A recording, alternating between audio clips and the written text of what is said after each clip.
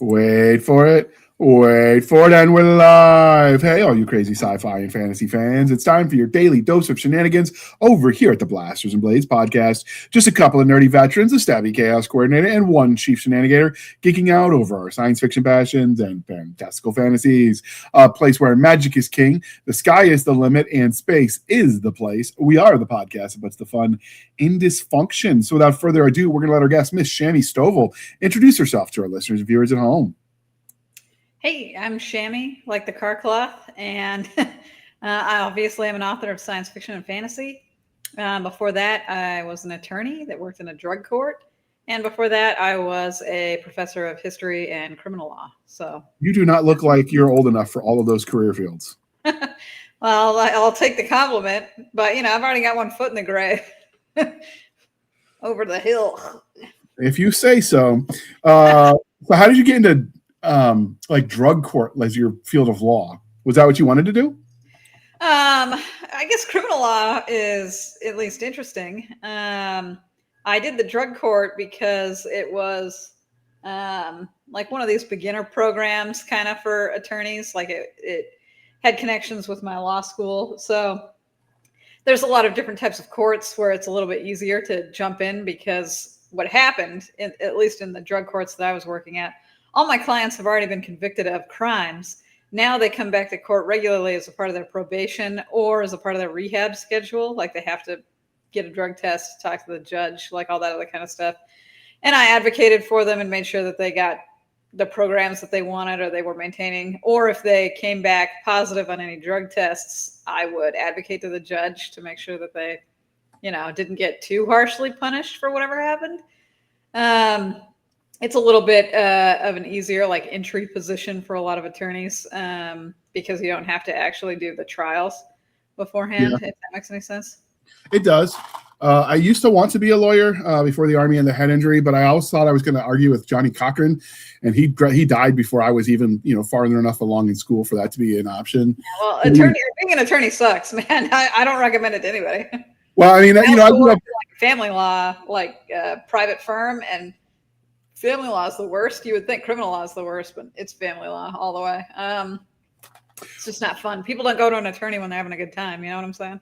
Absolutely. No, I just remember watching when I was in middle school, the OJ trial, and if the glove don't fit, you must acquit. And it's like, that sounds cool. You get paid to argue with people, which, in middle school made sense and sounded like a lot of fun. Yeah. Obviously, reality is not what you see on TV, though.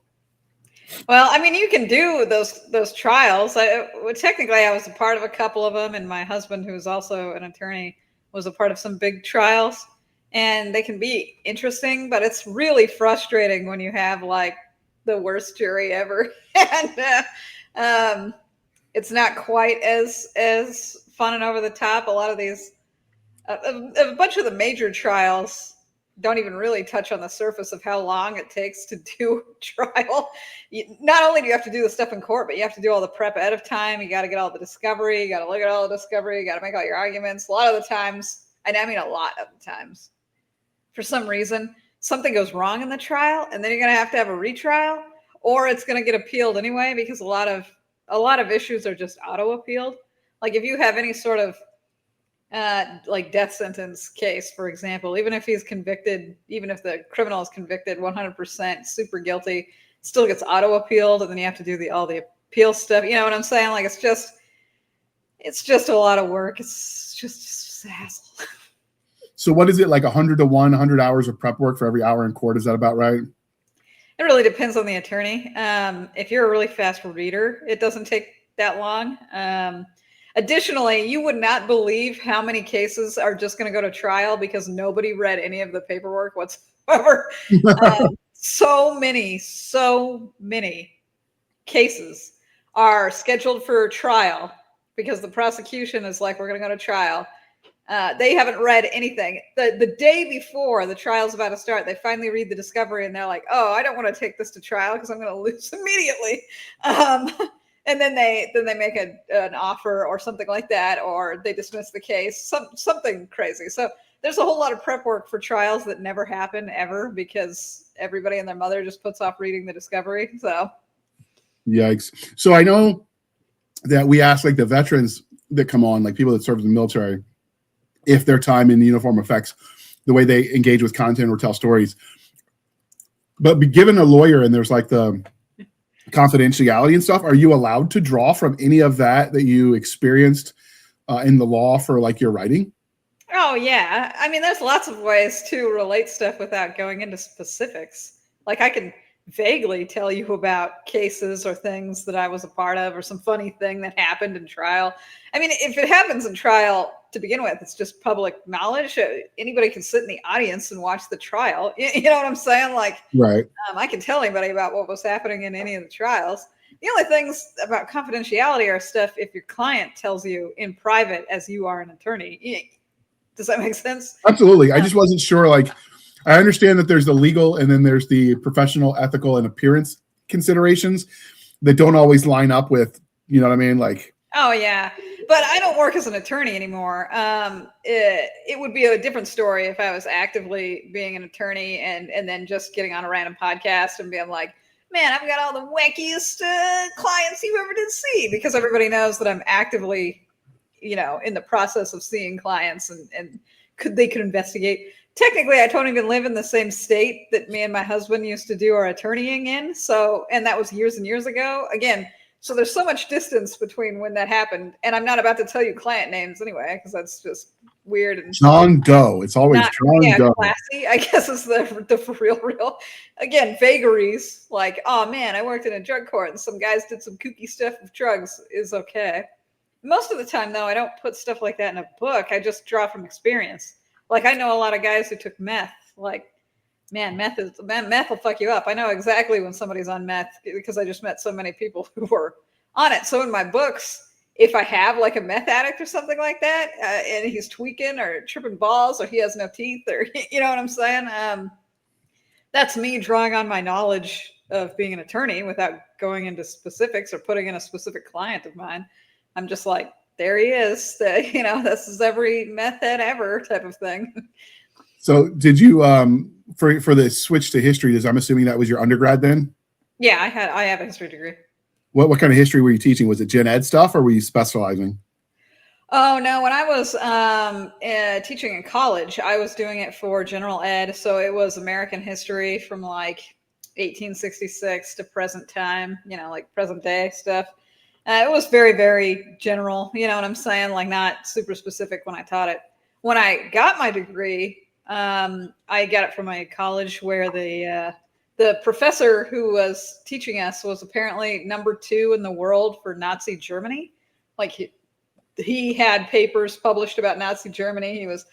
He knew everything about Nazi Germany ever since Hitler became chancellor of Germany up until it, you know, became full-blown fascist regime Germany. So I took a lot of classes where he specifically deep dove into all of that. And I had a different professor who knew everything about like ancient Chinese history. So those were the classes that I took pretty hardcore. They were very fascinating. Everything about it was great. But I probably know too much about Joseph Goebbels and stuff like that. Like there's no reason anybody should know that much about that man. Yeah. But my professor, he just loved that entire topic. So it's weird to consider because like my grandfather fought in World War II. So to think that that's old enough history that people are studying. Like I was studying the American Revolution was my focus as a grad student. And so nice. Like the idea that somebody's focusing on stuff that like my people who are, you know, in my direct line as like my grandparents fought in is a little weird. What really tripped me out was when I got back from Iraq, I went to the Transportation Museum at Fort Eustis, and they had an exhibit for units I worked with, escorting convoys. And like, so there's some of these units that were, you know, because the transportation school, so they had units for the convoys. I'm like, wait, I know that guy. What's he doing on a museum wall? I'm not that old. I'm not dead yet. There's a wax figure of you there. No, I'm too ugly for that. I'd break the wax. And then the other weird one is to learn. And I saw this earlier this year. Well, I guess it would have been 2025. There is you familiar with Civil War reenacting? Oh, yeah. In Japan, they are doing Iraq War reenacting now for the early war when I was there. I'm like, wait. My service is not a costume. Yeah, that's pretty funny. Yeah, I'm not quite sure how I feel. I mean, more power to them. They're out there in the field, they're moving, playing with this airsoft and all the cool stuff. But I'm like, wow, I'm not even 50 yet, and that's like, I'm not old enough. You should be reenacting anything I did. Because some of the actual battles I fought in when I was over there are stuff these young Japanese men are reenacting for the fun of it. I'm like, no. So it gives you a whole new perspective on history, that's for sure. Oh yeah. So did you ever, when you were doing your studies, did you ever actually travel to any of those historic sites? You mean for World War II? No, I've never been to Europe. I've only ever been to Japan, ironically. So, and I didn't go visit Hiroshima or Nagasaki. That's what you're asking. Did you visit any of the older stuff when you were in Japan then? Oh yeah, but Japan has a lot of like older stuff just around, even with its newer stuff. There are a ton of Shinto shrines that are like, 1,000 years they've been standing type of thing. Some of the Torii gates have been there for quite some time, and I saw a lot of that kind of stuff. Yeah, I think I can understand some of what Buzz Lightyear, Buzz Aldrin said about his time on the moon, about when he talks about how it makes you feel small. Because when we were in Iraq, we did a detour and we stopped at the Ziggurat of Ur, which is outside the city of Ur. It's where Abraham from the Bible was born. This was just a religious structure that's there. And so I climbed to the top of it and looked down. And you realize when you're standing in the footprints of history that's thousands of years old, like pre-Jesus time, it's just trippy to see that. And you realize, like, in the grander scheme of things, you are nothing. This building has been here way before you, and it will probably be there way after you.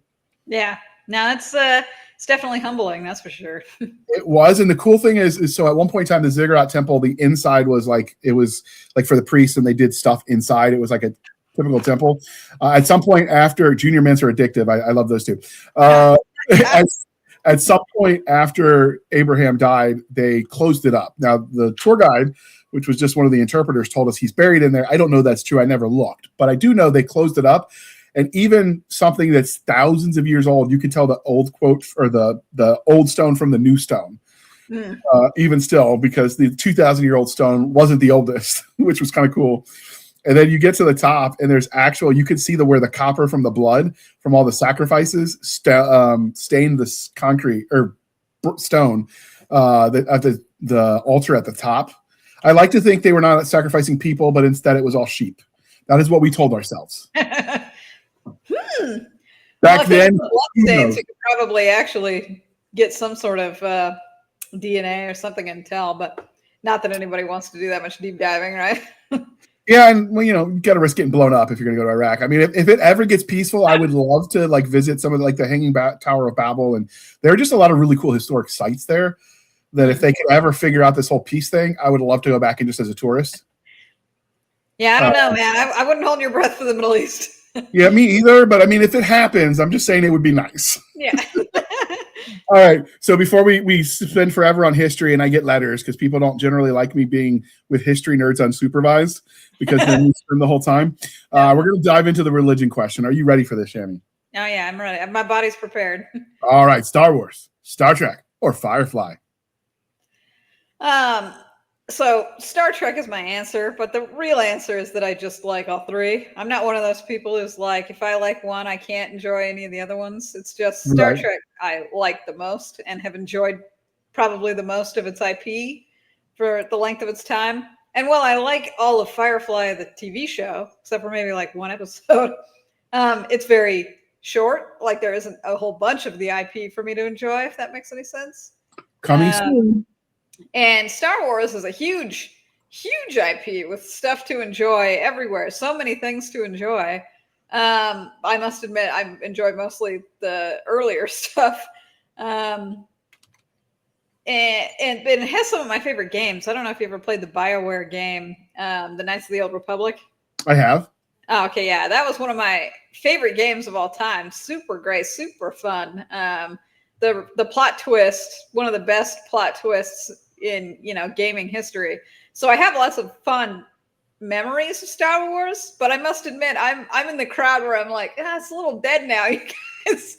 I don't know if I want to keep consuming Star Wars media. Whereas I still go back and watch a lot of Star Trek shows. I was just getting my husband involved in Deep Space Nine.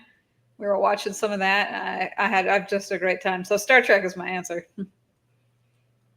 Are you going to watch the Firefly cartoon season 2? Do they have a season 1? I thought they just announced that they were getting an animated show. Is it No. out? So the animated show is season 2 of Firefly. Oh! I see what you're saying. Okay, yeah, I'll watch it 100%. I love animation. Cool. So, all right, that is an excellent answer. And because we are polytheistic here at the Blasters and Blades podcast, the Game of Thrones, Wheel of Time, or Chronicles of Narnia. I guess of the 3, I would say Game of Thrones. But I must admit, all three of these franchises suffer from the exact same problem. Ironically, I think I would have included Lord of the Rings here because I would have been a little bit more Lord of the Rings person.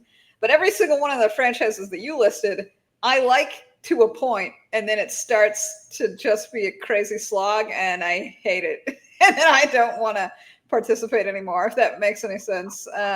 Obviously, Game of Thrones isn't even completed, but of the books, I thought the first book was a masterpiece, and the second book is very good, and the third book is good. But the fourth and fifth books are, I never want to read those ever again category. You know what I'm saying? Right. Not a fan of those at all. And the TV show just goes so poorly that I'm like, oh, geez. So while it starts off amazing, I feel like it drops off pretty heavily, but it starts off so amazing. Like it's so high that then when it drops, you're super sad because, gosh, you were doing so good. And Wheel of Time does get stretched out quite a bit. One of the books a week long in terms of what's going on. And if we need to talk about somebody's dress more than 3 times, that's 3 too many. And Chronicles of Narnia, I must admit, I didn't get very far into, and I think I've seen more movies of the Chronicles of Narnia than I have the books. So every single one of these franchises starts off great. I enjoy, then I just taper off. Wouldn't consider myself the biggest, hugest fan. Whereas at least with Lord of the Rings, I read it all. I really liked The Hobbit, especially when I read it back in the day. I even liked the Hobbit animated show that I think they animated in the 70s or something. Thought it was great. Fantastic stuff. I really liked the movies they did with Elijah Wood as the Baggins guy. Yeah. What's his first name? Is it Bilbo? Bilbo, there we go. So I like I love those movies. Those are great. I did not like the live action, the Hobbit movies. I thought that it was 3 movies long and it was too many. Should have just been 1 movie. But yeah, so secret fourth answer, Lord of the Rings. But of the 3 you presented, I guess Game of Thrones I enjoyed the most for the time that I did enjoy it.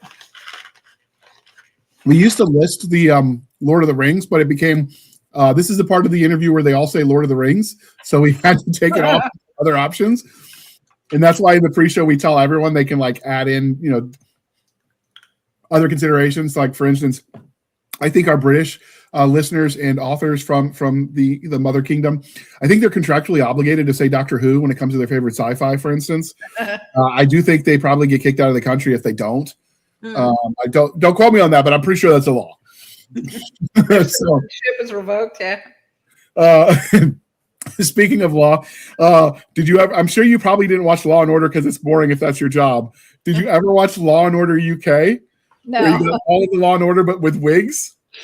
No. Hilarious. I only watched a couple episodes just because the novelty of the wigs and the British accents wears off, but it was hilarious. The ones I saw. It's kind of hard to take a street thug properly when they have a Cockney accent. I'm just not intimidated when you're listening.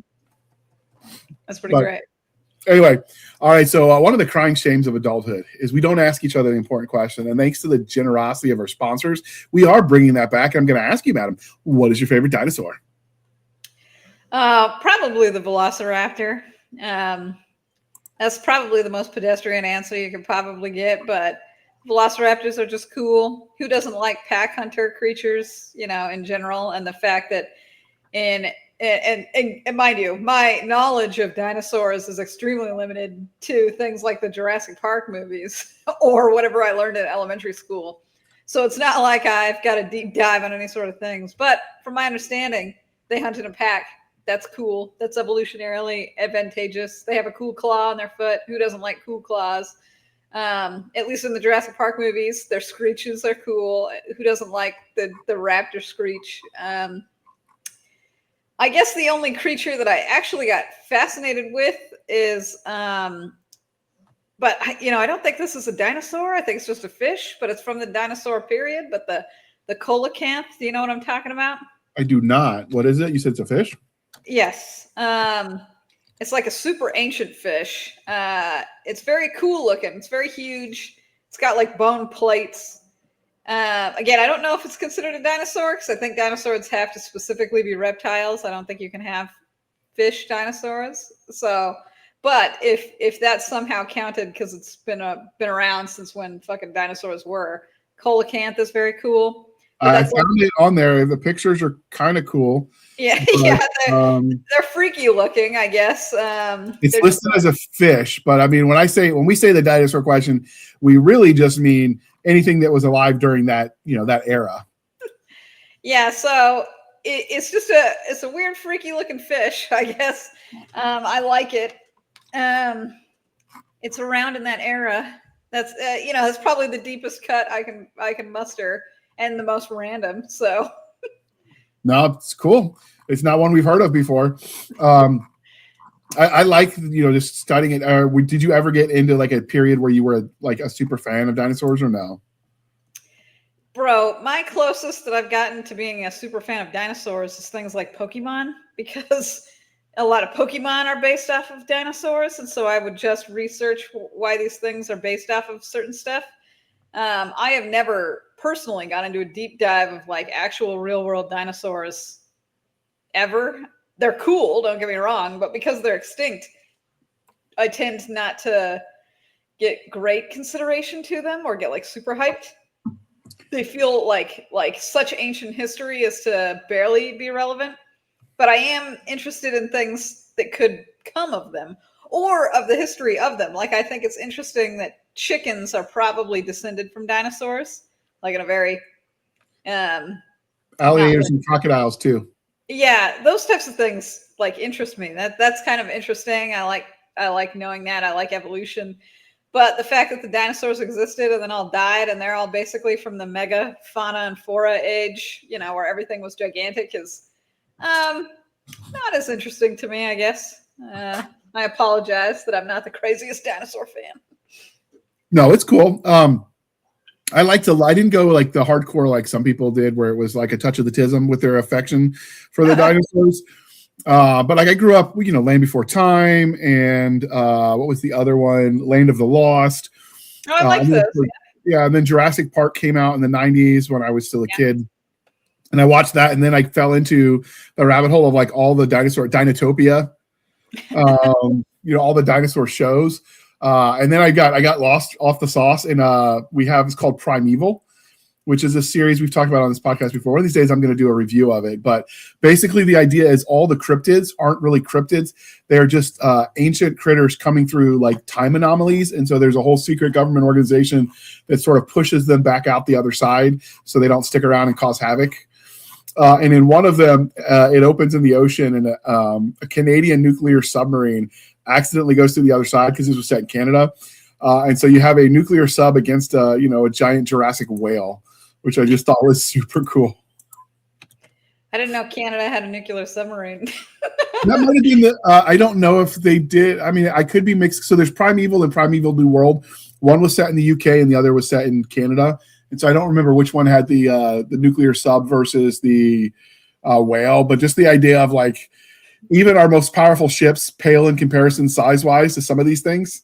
Oh yeah, it's just a mind trip thing. And of course I read Crichton's work. That dude is just like a genius. So did you have anything?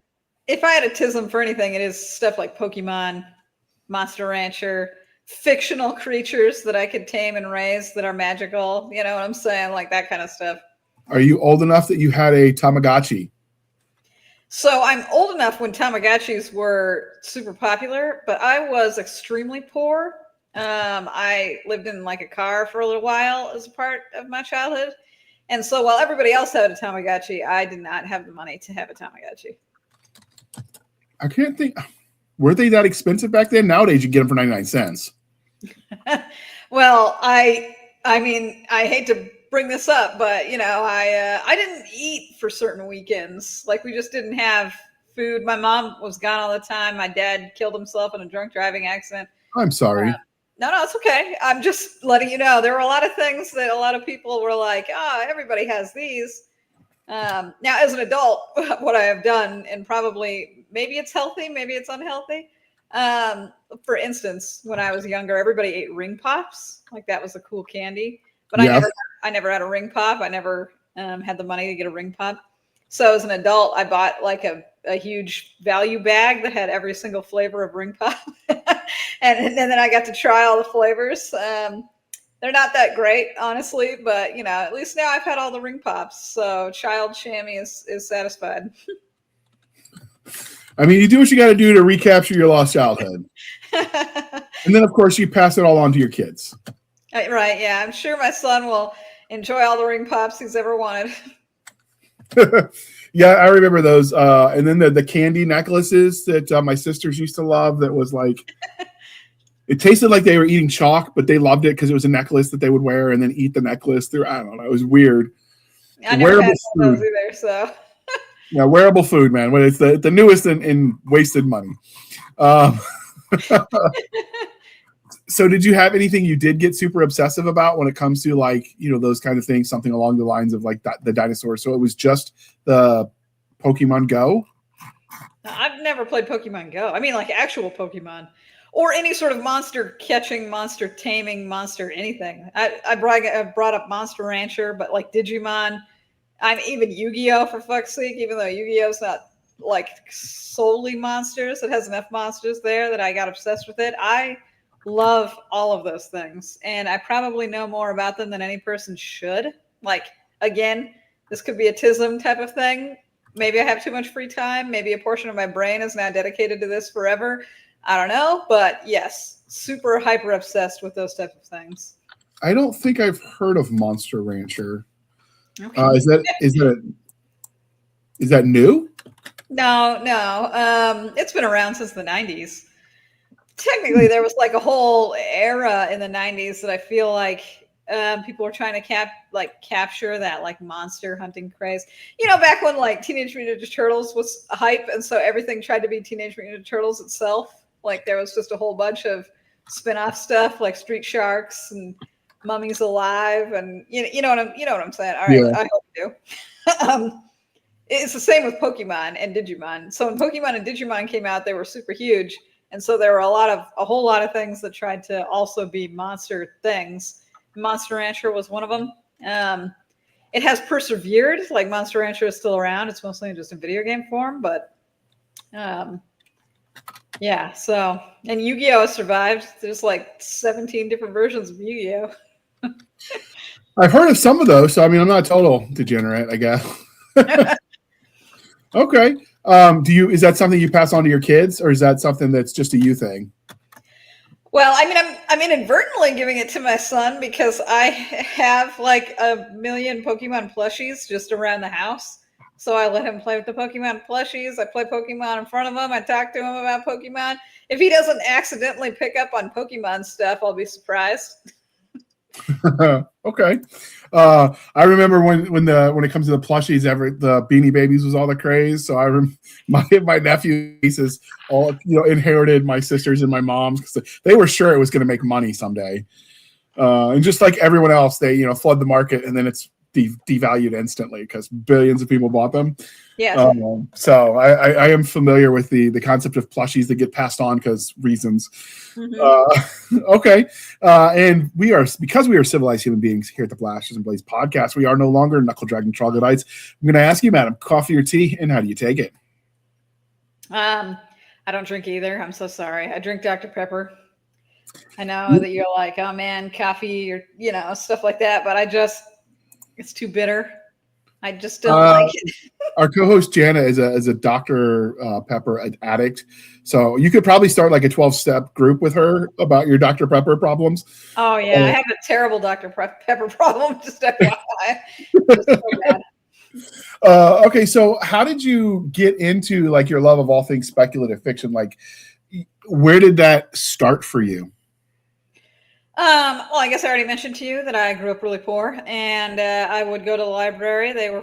Books were free, and I used to read a ton in the library. I guess the first book that I read where I was like, oh shit, this was mind blowing, was The Island of the Blue Dolphins, which was a book we read in school, but I had never even imagined that stuff like that could happen. So Island of the Blue Dolphins was about a girl who gets left stranded on an island, and she has to fend for herself for like 20 years. And so it details her like getting this whale corpse and turning it into a house by using the rib bones and all this other kind of stuff, and the dogs on the island and how she tamed and raised one, and her hunting, or how she busts open abalone and all this other kind of stuff. It was just very like, I never even thought of things like that. My small little mind was blown type of thing. So then I really liked books after that. I got a lot of books and I read them, and I got really into science fiction, especially old science fiction, like the 1950s and 60s sci-fi. They were super obsessed with like psychic powers. Every old school sci-fi thing I read had tons of psychic powers. I read a lot of Robert Heinlein. I really liked his stuff. It was very philosophical. He dealt a lot with Mars. He has a character that was an attorney, which is probably why I was so into attorneys. But Jubal Hershaw is a really great character. And then I got into fantasy after that. I read a lot of fantasy later in high school. And, it's just an escape, I guess, from reality. I really liked all of the characters who were like unironically good and heroes. I liked to imagine that, maybe you could just be isekai'd away, swept away Portal Fantasy style to a crazy magical kingdom, and you were secretly special all along. And even if you were, poor and nobody liked you in high school, you could still be a cool person in the magical realm. So very escapist, very fantasy. You know what I'm saying? Yeah, it was just a good time. Okay. I actually had never heard of The Island of the Blue Dolphin, but I'm going to check that out. Oh, it's a very good book. Very easy and short, because, again, it was required reading for, like, 3rd grade, 4th grade. So, but very, very good. I will check that out because it sounds interesting. I remember we watched a show about a shipwreck. I think it was in, like, 4th or 5th grade. It was a mini series that we did as part of, like, the life sciences, and this kids on this boating expedition. They get, like, marooned on the island, and how like they collect water and do all the things. But that was like the Adventures of the Mimi, I think. But yeah, I like the idea, so I'll check it out. It's Robinson Crusoe-esque, right? Oh yeah. Well, so it's a little different because Karana is the name of the main character, and Karana and her family lived on the island like her whole life. So they were kind of like, natives. And then a boat from the Americas comes to their island and wants to take them all and take them to the mainland because they're kind of stuck on a little island. And so the entire tribe is like, yeah, we should go. So everybody gets on the boat except for Karana and her brother, who are left behind, like on accident, not on purpose, but on accident. And so the ship leaves and it's just those two. However, and I guess this is a spoiler, but this is very, very early in the book, so it's a very minor spoiler. Her brother is killed by the wild dogs that are on the island. So then she is by herself. And so it then details her like 20 years as she waits for the ship to come back. And it was just very, very interesting, very, very, survival-esque, and a lot of, I guess, twists happen for what you might assume no twist could possibly happen. If that makes any sense. Absolutely. Yeah, really great book. All right, so I just looked it up. It's called The Voyage of the Mimi. PBS put it together as a educational series for the life sciences programs in the schools. But yeah, that was as close as it got, and I like that for the same reason I like the Caruso story, right? But I will check out the Island of Blue Dolphin. It sounds interesting. Nice. And so we'll have to do that. I think it's like that's how I learned you could use the sun to desalinate if you've got plastic sheets and you know with condensation and stuff. It was kind of cool, and you know this was made in '84, and we watched it. Well, I guess early '90s, so I was 10 years old when I watched it in elementary school. So I think you know it obviously aged to that point. So how did you transition from liking all the things as a consumer to writing your own stories, making your own art? Because we haven't covered it, but you also make visual medium art and stuff too. I was a dungeon master. So when I met my husband when I was like 18, and he would play Dungeons and Dragons all the time. And so I joined his D&D group. And I really loved playing tabletop games, and I started to DM my own stuff where I made up my own world and people and NPCs and stories. And a lot of people who played my games just constantly told me that I had the best ones, like I had the best stories, the best characters, the best what's going on. My husband always had the best numbers. He's a really hardcore number guy. He's a mathematician over here. But people really liked my stories, and they encouraged me to write books. So that's what I ended up doing. And it turns out they were right. You know, a lot of people like my stuff, so that was great. So was the first hit free? Because it sounds like he got you hooked on the dice drugs. Oh yeah, he introduced me to all the world of board games and tabletop games and all that other kind of stuff. It's been great. It was one way to make sure you never escaped the childhood poverty right there, because now you got a dice addiction. Dude, the one hobby we had where you'll never escape poverty was Magic the Gathering. Like, I have heard stories, and then some of these cards now are like thousands of dollars. Dude, that's a hobby that mugs you. You know what I'm saying? Like, it just takes you out into the back alley, it takes your wallet, and then it starts punching you repeatedly. That and Warhammer are the two. When I actually rolled dice for the first time at a D&D table, the dungeon master gave me a set of dice for free to start with. And that was the letter she put in there. First hit's free. Next is you got to pay for, with that old metaphor. Because, yeah, I spent way too much money on dice. Yeah, that's fun. It's fun. I got metal dice and bone dice and, you know. Yeah, that's what I get a lot for Christmas or birthday presents now as people get me fancy dice sets. So we have quite a few fancy dice sets just from, you know, people are like, this is the go-to gift. And the D4s, I'm just saying, like, you know, if you learn anything from Home Alone, they are good home defense weapons. Yes. You don't need jumping jacks. You just need a few of those. Caltrops all the way. Yes. And the metal ones. Oh, geez.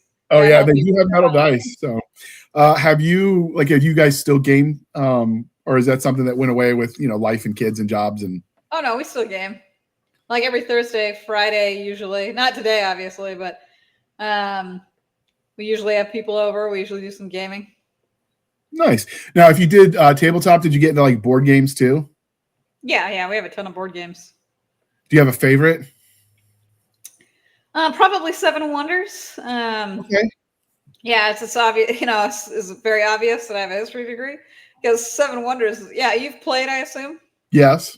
Okay. Yeah. It's all about your ancient civilization and making it cool, and I always thought that was fun. Do you have a favorite RPG that you play? Like a video game?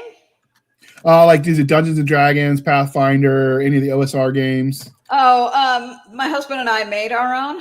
We call it Evian, and we play Evian pretty frequently. But it's our tabletop game, our homebrew. Is that something that you ever like codified into writing, or is it just something you do? Oh yeah, thousands and thousands and thousands of pages. So is that something like if any of your your super fans, like I want to read everything she writes, is that something they could buy at some point? I have given it to people for free. Some people have, in fact, asked me because some of my books are based off of it, and some people like the system so much, and I just gave it to them. I don't sell it. Okay, that's fair. All right, well, we're going to pause for a moment while we shamelessly shell for the man because I want to start talking about the series that brought us here. And I realize we've been babbling for 4. This is why I'm not allowed to be alone with history people, right? Stuff just happens, and it's in our defense. We were left unsupervised. Yeah. So, all right, we're gonna pause for a moment while we shamelessly shill for the man. From darkness to destiny, Layla awaits. Blinded by fate, Eric awakens to a new life on a remote farm, cared for by the enigmatic mute Layla. As secrets unravel and adventures call, can love conquer the shadows? This gripping fantasy, unearthed from antiquity, delivers pulse-pounding action, divine interventions, and timeless themes of worth and courage. Layla, available on Amazon. Ignite your imagination today. All right. Thank you for sticking with us through that commercial interlude, dear listener, dear viewer at home. And with that out of the way, let's dive into the books that brought us here. So we are here to talk about the Frith Chronicles, and that starts with the first novel, The Knightmare Arcanist. So where did the premise for this book in this universe come from? Pokemon. Like I said, I'm an insane, crazy person who loves catching, raising monsters, having monsters, taming monsters. So my entire Arcanist series is about bonding with a magical creature, and depending on the creature you bond with, is determines the type of magic you get. So if you bond with a phoenix, you might have fire and healing powers, but if you bond with like a unicorn, you might be immune to poison, like that kind of thing. Can they bond with more than one? Some can, but normally it's just one. The main character, this is a mild spoiler, but again, it's a mild spoiler that's in the very, very, very beginning of the book and the series. And it's technically the name of the book, so it can't be too big of a spoiler. Bonds with a nightmare with a K. And it is a shadowy suit of armor that can merge with him. So he has like shadow and nightmare powers. So. Oh, that sounds cool, actually. Yeah, I think it's very cool. So you're not biased at all. No, not at all. But yeah, that's my idea of cool. But yes, so that's the premise of the book. People combine with creatures. Main guy gets a nightmare. So how do they? Well, first off, this is where I remind you that for those that listen with your ears or read with your ears, I should say, this is available in audiobook. And I will share it on our public social media page even before this episode airs, because we're recording this at the first few days of April, and they are currently on sale. The audiobooks for relatively cheap. You can't beat a deal. Oh yeah, audiobooks super on sale. So I will make a point. So if you have seen that, you'll know why. But it is in all of the medium that you could consume content. So are these wide, or are they Amazon only right now? Audible only if you need the audiobook, but Amazon only, yeah. Okay. I considered blanket statement Audible and Amazon is the same. So I guess you can get them at Barnes & Noble or even on my website. So if you want physical books, you can get them. Okay, that's true. That's true. Yeah. I haven't read physical copies in so long, I forget sometimes to consider that. Okay, so for our mamas at home that are and dads at home that are listening and saying, is this okay for my kid? How would you rate this as far as level of appropriateness for people considering that? I guess I would say for ages 11 and up, it is, especially the first couple books in the series, a little bit more comparable to like Percy Jackson. I don't know if you've read Percy Jackson. I have. Okay, well then you know that there's fights, right? Some people could die. Some of the monsters are spoopy. But it does have that, like, the main character is still kind of young vibe. The main character in Knightmare Arcanist is 15. However, the series progresses with the main character, so he is much older later in the series and whatnot. But the first couple books I would definitely say are like a Percy Jackson vibe and are totally okay for an 11 or up. They are very adventure feeling. This is, I guess the entire world is set in like the Age of Sail. So the main character lives on an island. There's lots of pirates. There's ships. The second book in the series is called Dread Pirate Arcanist because the main character goes after a dread pirate. So it's got flintlock weapons, things like that. So that's It's a fun adventure. I would say it's fun for all ages. I've had lots of adults tell me that they got them back into reading. I've had parents of kids that were about 11 and 12 tell me that it got their kids into reading, and that they had a fun time listening to it together. So I would definitely say it's rated E for everyone. Okay. For the series, is this something that is done? I mean, it's got 8 books. I'm slowly flipping through the book covers, dear listener, if you're watching. But it's got 8 books out. Is the series done? Yeah, the series is completed. Okay. Is this you said a lot of your stories are set in the same world. So is this book tied to your other universes, or does this stand alone? So any of the books that have the word Arcanist in it, so I have a different series, and it starts with Academy Arcanist. It's completely separate in terms of you could read that one without having read this one and vice versa, like that kind of thing. But it is set in the same universe. It does have the same, the rules, like I said, bonding with somebody gets you the magical powers. In Academy Arcanist, the main character bonds with a mimic. Yeah, so that's fun. It's different than the other series, obviously, where the main character is bonded with a nightmare. So yeah, if you like this series, you had a fun time with it. I have other books it's set in the same universe, basically. I'm digging the art. Did you do the art for these? No, I paid an artist. Darko does all of the covers for the series. He's a fantastic artist. They are good. I really enjoy the detail. A lot of times art is hit or miss with me because I am colorblind. So some of the times I just miss details enough that it makes the art incomprehensible, but these work. And because we were coming on the show, I did test the old thumbnail for if you're looking at it on a device, or, looking to buy it and you're only seeing the thumbnail. I think it still works. So they did a great job on these covers. I really love them. Oh, okay. Yeah. Darko did such an amazing job. He's great. He's a great artist. Now, did you get any of these like framed for your I guess whatever female cave? I would say man cave, but it's okay. I can have a man cave. It's human. It's a human. There you go. Your human cave. Yeah, I have them all on my wall. They're technically right over here. I also have a leather map of the world. It also hangs on my wall. Cool. Did you do the map yourself, or did you contract that out? One of my fans made it for me. It was a gift. That is cool. I'm a sucker for maps. If I thought you could still make money the old-fashioned way and I had artistic skill, like the idea of being a cartographer just sounds super cool. Go to strange new places and like make a map. I don't know. I dig it. Oh, yeah. Yeah. I love maps. Very cool.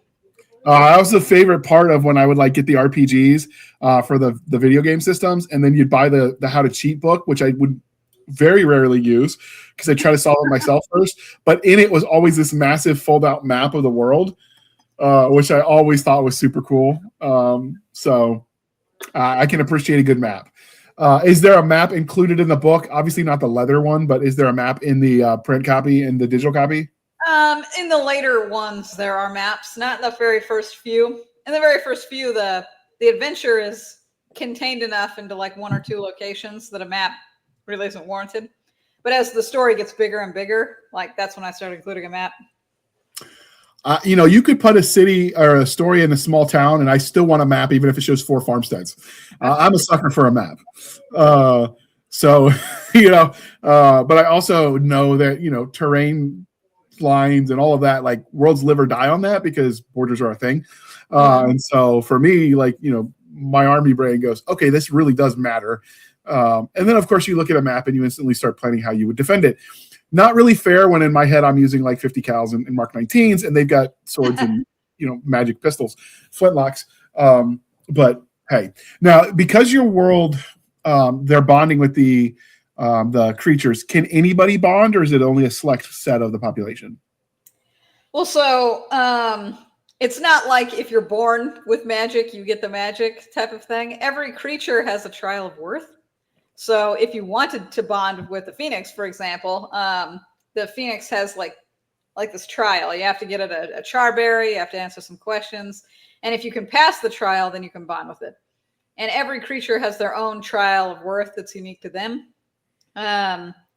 So some of the creatures I call like they're man eaters, like they eat humans. So in the universe, I have basically all the magical creatures that you can think of from even real life, right? So unicorns are there, phoenixes, like these are normal Earth, quote unquote, mystical creatures. But I've also made up a whole bunch of my own. Like I have the Rizzles, which are like teleporting ferrets, for instance. However, in real life, there are a lot of mystical creatures that are known for eating people, like manticores or like kappas. So, Right. real world mythology has manticores living out in a desert. They'll eat people, like that's specifically what they do, or kappas specifically eat children. So, the trial of worth for those creatures in the Arcanist world are rather dark, right? If you want to bond with a kappa, you have to feed it a child. If you want to bond with a manticore, you have to give it the eyes, like the 5 or 3 or 4 different eye colors of people, in order to bond with it. Like you have to cut out the eyes of people and then fed it to this creature. But there are a lot of creatures that are much nicer. The Rizzle, you have to tell like a funny story or a joke, and the Rizzle has to like it before it'll bond with you. Now, the trials of worth are usually equal to the power scale of the creature. So not every creature is as powerful as the last one. So like a will-o-wisp is a very, very weak creature. And so the trial of worth to bond with a will-o-wisp, really easy. But if you want to bond with like a sovereign dragon, you have to compete in a tournament to the death. Like that's the only way a sovereign dragon would ever bond with you, is if you're the victor in a tournament that has death as one of the possibilities of the matches. So, but the sovereign dragon is way more powerful. So yeah, anybody could bond with a creature. You just have to pass its trial of worth. And not everyone's going to want to risk that, I imagine. Well, yeah, not a whole lot of people are lining up to do a death tournament, even though that would be like, oh, you'd have a really strong creature at that point. But not everybody wants to do it. So you set the tournament up, then you hire method actors, and you fake it until you're the last one, and then you give mercy on whoever you fight, and you trick them that way. Well, maybe in the books I go into pretty big detail about how all of the powerful creatures they don't just roam the countryside. There's an entire nation in the 3rd book where I detail this. All the sovereign dragons are basically owned by the royalty. And so the sovereign dragons have children, and then the royalty sets up these huge tournaments to see who's going to bond with the new babies. So it's not like there's just a random sovereign dragon out in the middle of nowhere, and you're like, man, I'm going to build a fake tournament in order to trick that asshole so that he can bond with me. You know what I'm saying? Like, there's an entire system and things set up for all of the sovereign dragons that are born. Okay. So how many series, because before we dive more specifically about the main character in this one, how many series are told in this Arcanist universe? Is it just the 2, the Arcanist Academy and this one? Yeah, technically I have a 3rd, but it was written by somebody else. It was like a co-written project. I wrote some outlines and he wrote the actual content. It was the Crown Tournament, and he wrote just 3 books that just detail like a fun tournament, of Arcanists type of thing. Those are the only books that are out in this world so far. But that's like 19 books. That's 19 books in this universe. That's a lot of content. If you like this type of thing, you know what I'm saying? I've got a lot of content for you. Okay. So with that said, what can you tell us about the main character? Okay, so Volk is the main character of the Frith Chronicles, and I like to describe him as unironically good. He, in the very, very beginning of Knightmare Arcanist, he is an apprentice to a grave keeper. Like, he's working as a grave digger, and he wants to be an Arcanist because they're really cool, frankly. And they have magical powers, and they do all sorts of stuff. Way cooler than being a grave digger. And he wants to bond with the phoenixes that are there, because his island is known for where all the phoenixes live, basically. So he's got this plan to bond with a phoenix. Now, obviously, because of the title of the book and what I just told you, he doesn't end up bonding with a phoenix. How he bonds with the Knightmare is quite fun. I don't want to spoil any of that. But our main character, Volk, really wants to be a hero Arcanist. He read about swashbuckling Arcanists all while he was growing up, and he has like this really famous Arcanist that he wants to be like. His name is Gregory Ruma. He like idolizes this guy. He wants to swashbuckle pirates. He wants to be like a cool knight type of character. Now, obviously, the world throws him a couple loops. Throws him for a couple loops. He idealizes things a little bit more than he should, and when the world is dark, he's a little taken aback. But he tries very hard to right the wrongs that he comes across. I really like those kinds of characters, frankly. I really like characters who don't compromise on their values and their virtues. And he's just he's a really fun guy to have shadow nightmare powers.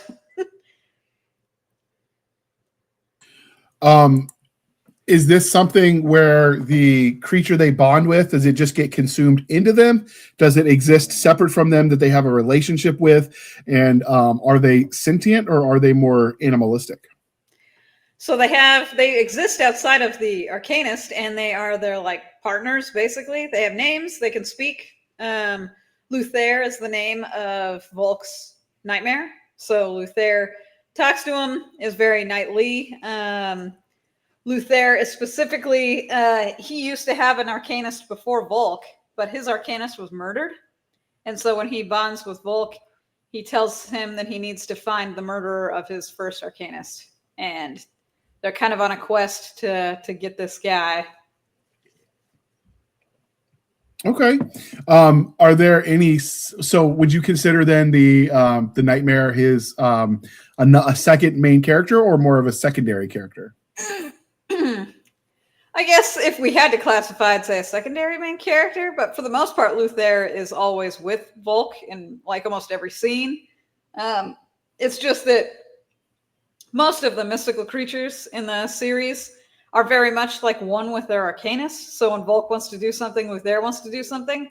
There really isn't a plot line in which, Volk wants to save this kingdom, but Luther wants this kingdom to burn to the ground. And now they're arguing about it, if that makes any sense. It does. Sort of like the symbiosis you see in a lot of the werewolf fiction, where the werewolf is a different spirit, but they still are basically one. Yeah, I guess I put it closer to more like Venom in like the comic books or things like that. But yeah, they usually have the same goals. They want to do the same things. In the universe, the reason the mystical creatures bond with people is because mystical creatures can't age without bonding. So they always stay little baby creatures until they are bonded, and then they start to grow.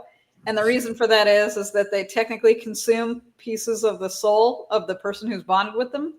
And that's how they are managed to grow. But in the process, they become more like their Arcanist.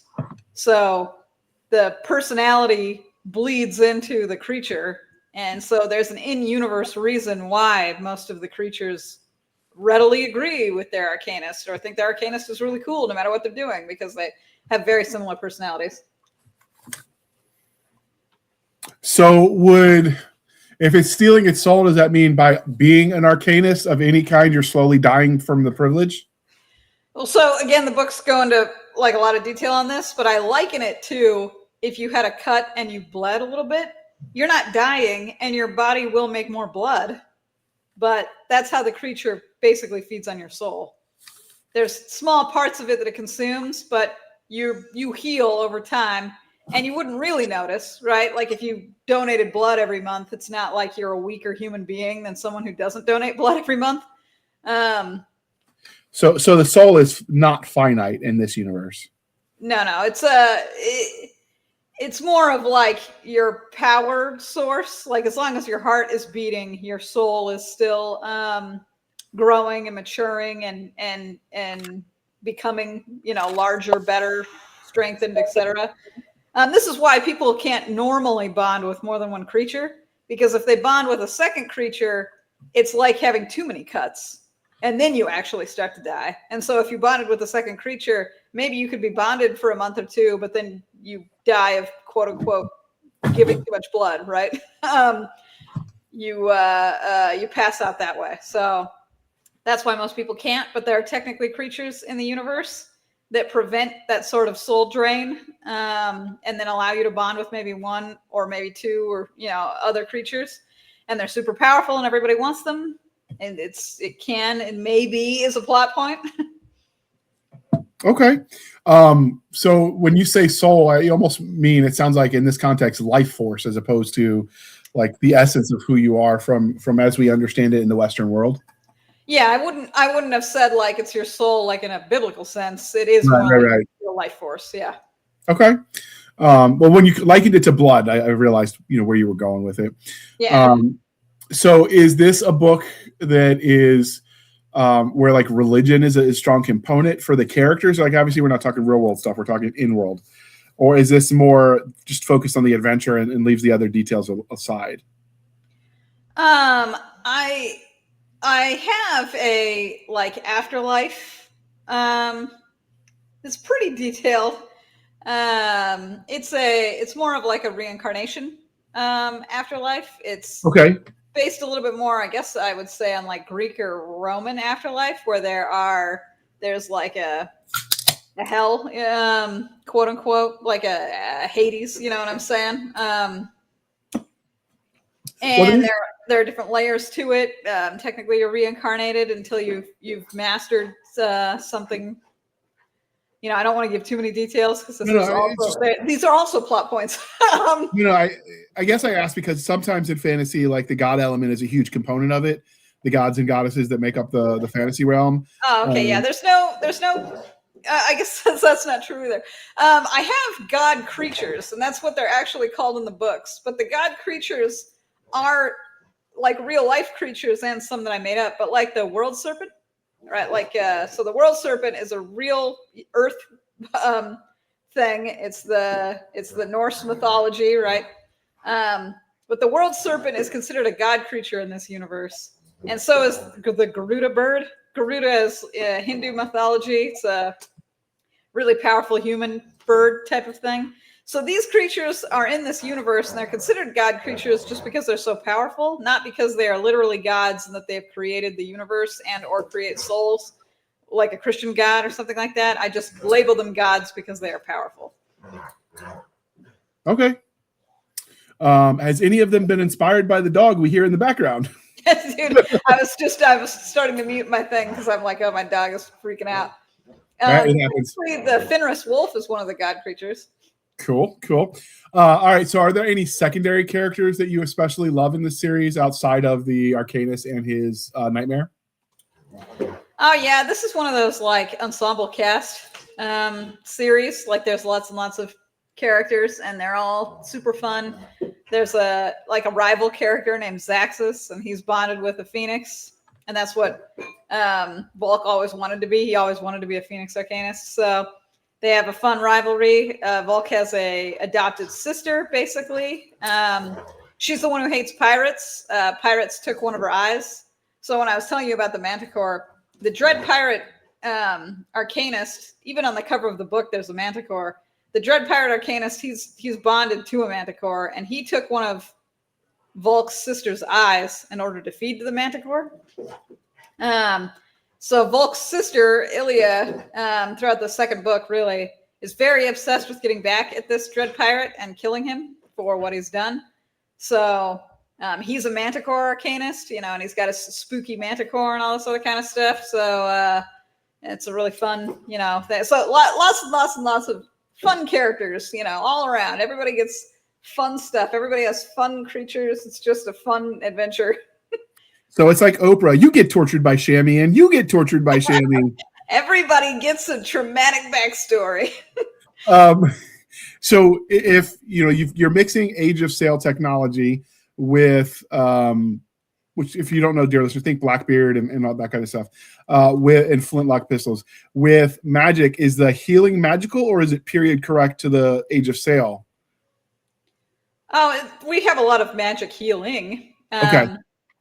I don't know if you've ever heard of the Caladrius. I have not. It's a real world mystical creature, real world, It's a bird, like a Roman myth about a bird that could heal any injury or sickness. Right. So in this universe, you could be a Caladrius Arcanist, and so those people are ultra healers, right? Like they have ultra healing. Zaxxas, who's bonded to a phoenix, can also mildly heal people, not as amazingly as a Caladrius Arcanist, but he could still heal people of injury. So there's lots of magical healing, frankly. So we can have crazy injuries that people can't survive from. Just not grow an eye back. Yeah, no, you can't. They can't solve literally everything. Okay. Is this told in first person, or is this story told in third person? It's told in first person. And is it only from the main character, or do we get his nightmare as well, or just a little bit of everybody? The main books are all told just from Volk's perspective, the entire series. However, there is a side book called Arcanist Fables, and those are short stories from other people's perspectives that take place across the series. So if it's just extra content, basically. So you might see the same event, but through somebody else's eyes, or completely new events because Volk was never there. That kind of thing. Okay. Well, I know, I don't know when these were originally written, but I do know in fantasy, there are trends now where you're seeing more first-person books that have more than one POV. It's just really hard for an author to pull off in that respect because it's too easy to have both characters sound the same. I didn't do that. It's just Volk's POV. These were written in like 2018, 2019. That was before that trend started. Yeah, a while ago at this point. We won't say how long because we don't want to think about it. Yeah. This is why I made that joke that I've already got one foot in the grave. Time, man. What is time? It's an illusion. It's just like your opinion, man. This universe has 19 books out in it. Does that include the Fable collection of short stories? Yeah. Arcanist Fables, yeah. Do you plan on coming back to it, or have you moved on to other monster Pokemon inspired? Oh, I still have to complete the Academy Arcanist series. So that's 5 books currently. The 6th book is going to be the finale, and I am in the middle of writing it. I have to put up the pre-order probably later tonight. Oh, cool. Okay. Are those books all going to be in audio as well? I didn't check that series. Oh yeah, they're already in audio, and those audiobooks are technically everywhere, like in libraries and all that other kind of stuff. Okay. Is there anything about this series, because obviously we don't want spoilers, but is there anything about this series that we didn't mention that you think people need to know about the Frith Chronicles and specifically the Arcanist universe? Oh no, I think we covered it. I hope that if whatever people have heard so far, it intrigues them to give it a chance. It's the only thing I can really ask as an author is, hey man, I hope you give it a chance. Maybe it'll hook you. Yeah, and if you're ever so kind and you go to the Amazon landing page for the series, you can buy them all at once, and she would love you forever. Yeah, that's true. Her kids need a new pair of shoes. What are you going to do? Yeah, he was just born like 4 months ago. Well, he definitely is going to be growing quick, right? So obviously they need to buy more books. Yep. And if you're already 1 foot in the grave and you just had a kid, does that mean he's a ghost kid? Yeah. Yeah. It means that he's going to be, without a parent. No, lean into the ghost kid thing. That could be a cool series. I was kidding years old. Write that down. Take notes. That's pretty depressing, man. Well, I don't know. Casper was a friendly ghost, right? That wasn't depressing at all. That's kind of depressing. Wait, you thought Casper was depressing? I thought he was fun. Well, I never really watched the old cartoons, but the movie that came out was pretty depressing.